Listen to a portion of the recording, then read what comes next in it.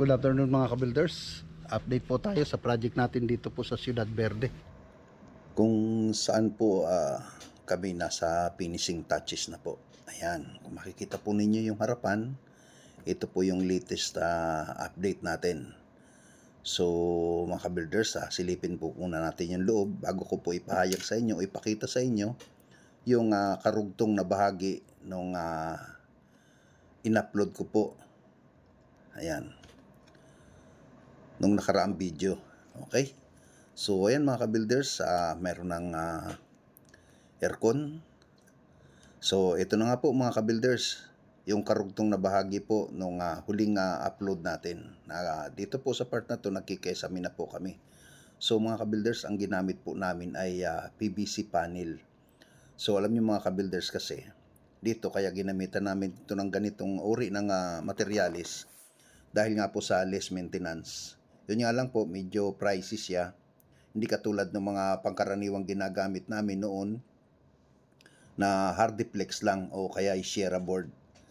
Ayun. So, yan mga ka-builders. Pero sa bandang gilid lang po yan, yung pinaka-drop niya o tumble dun tinatawag, ay ang ginamit rin namin ay hardiplex na rin. Ayan. Dahil nga po sa mayroon po siyang cube light. Yun. So, dito po sa kwarto, ang ginamitan man namin dito ay yun, share board nga po. Dahil nga po sa, yun ang gusto ng may-ari.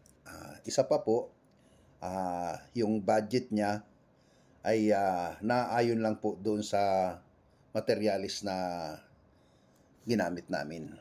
Ayun.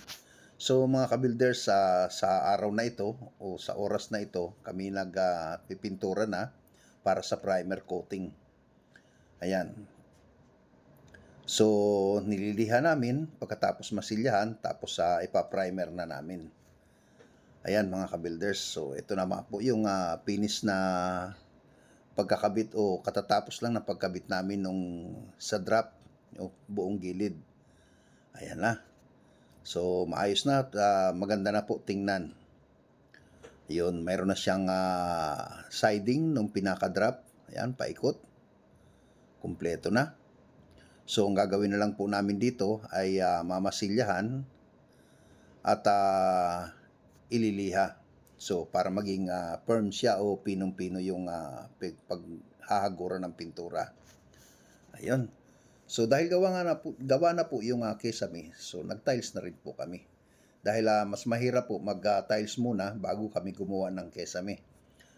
Mabubugbog po o ibig sabihin pwedeng mabasag kapag may mabigat na nabagsakan. Ayan. So ngayon nagta-tiles na po kami at yung ibang parte po niyan, ayan, katulad dito sa CR, ayan, nakisamihan na, okay na rin at ang ginamit rin natin ay PVC panel. Yan po ay sa kagustuhan po ng may-ari. Yan mga ka-builders, ang sukat po ng CR na ito ay nasa 2.5 by 2 meters. Yan, napakaluwag. Maluwang ho yung CR niya. Halos kwadrado siya, pero yun nga po. Mas convenience o mas maganda po sa loob nung pagkamaluwag po yung CR.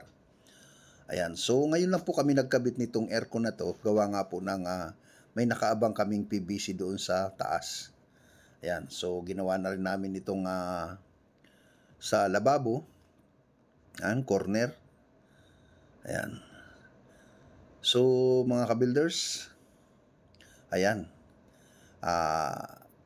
Malinis na yung harapan. So, alam niyo mga ka-builders, dyan sa puti na yan ay may pinaplano akong gawin. So, excited po ako o babaguhin ko po talaga ang disenyo ng harapan nito. Dati po hindi po ganito ang harap niyan. Puro grills po yan, puro bakal. So ngayon ang ginawa ko, nilagyan ko talaga ng cover itong pinakapintuan na to para maging moderno na siya. Ayan, pati yung mga bintana niya, hindi katulad nung dati, nung giniba namin ito, talagang okay naman siya. Kaso nga lang talaga yung kagustuhan ng may-ari na baguhin ang muka ng bahay niya o baguhin ang estilo ng bahay niya, ay ginawa nating condo type. Ayan. So, sa condo type naman po talaga, pangkaraniwan niya, pagpasok mo, makikita mo na kaagad yung CR. Pero ito, inilagay namin sa bandang gitna yung pinaka-kusina at saka yung CR niya. So dahil sa pagpasok ka po, kailangan nasa living area ka na at saka dining. So yun ang pinakapangkaraniwan po talaga sa mga condo type. Kainan mo na bago ka mapunta sa kwarto. Ayan. So kami na rin po ang nagpo-provide o nagpapabricate ng mga aluminum sa bintana po nito. Yung awning na gagamitin namin, kami na rin po ang nagpapabricate niyan. Ayan mga ka-builders, yung itsura ng harapan, malinis na. So bibigyan ko po yan ng bagong twist. Yung kulay puti na po na yan. Kung may imagine po ninyo, ano ba ang pwede kong gawin dyan? Para kakaiba naman doon sa mga dati kong ginagawang bahay. So, yun nga po, napag-usapan namin nung may-ari na kung po pwede gawin kong marmol. Ayan, parang malaking tiles. Sabi, kayo na po ang bahala. Ayan, sabi nga nun sa akin nung may-ari, kung maganda po sa tingin at magugustuhan namin, sige po, gawin ko daw. Ayan mga ka-builders, ito na po yung loob. Ayan, nagliliha na rin. Tapos okay na yung aming flooring. So ang gagawin na lang po namin sa bandang huli dyan ay yung partisyo, yung bar counter at saka po yung dito sa TV console. So ang mga pintuan po namin ay ginamit na namin dyan ng solid. Ayan, so smooth po yung pagkakabarnis niyan. Talagang kita na yung wood finish niya, yung pinakakahoy. Ayan, silipin ulit natin yung CR. Baka may pagbabago. Pero yun na nga po mga ka-builders, ang gagawin po namin dito na pintuan ay sliding. Ayan. So, ito yung mga kwarto. Silipin na natin. So, halos finish na. Hindi lang na ikakabit yung nang maayos yung ilaw. So, malinis na yung flooring. Ayan. Okay na rin yung aircon.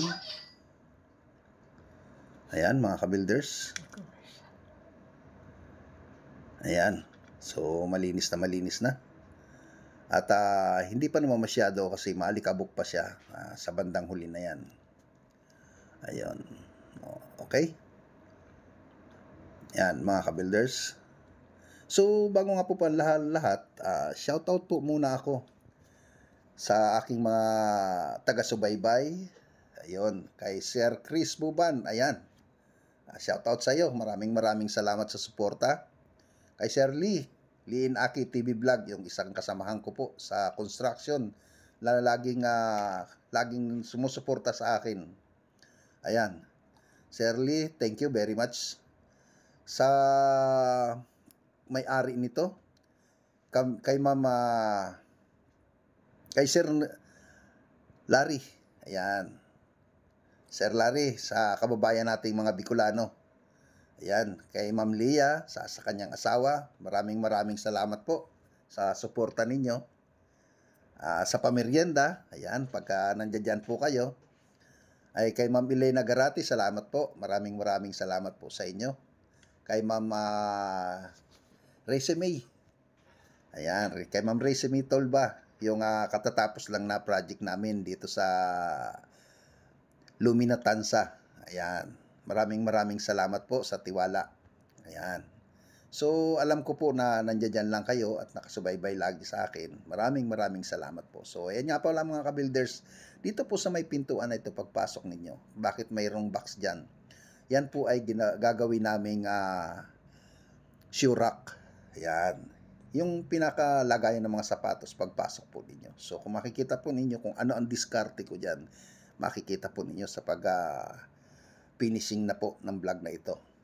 Ang ibig kong sabihin sa susunod na vlog po, ayan, papakita ko po sa inyo kung ano ang magiging diskarte ko dyan. Ayan. So, yun na nga po, katulad ng nabanggit ko kanina, wood finish po yan. Natural finish po yung ginamit nating varnish dito para kitang-kita pa rin yung kahoy niya dyan sa kanilang mga pintuan. Okay, dahil nga po siya ay solid wood, so kailangan natural na varnish po. para yung kahoy niya, dahil maganda naman, so kailangan natural lang ang dating.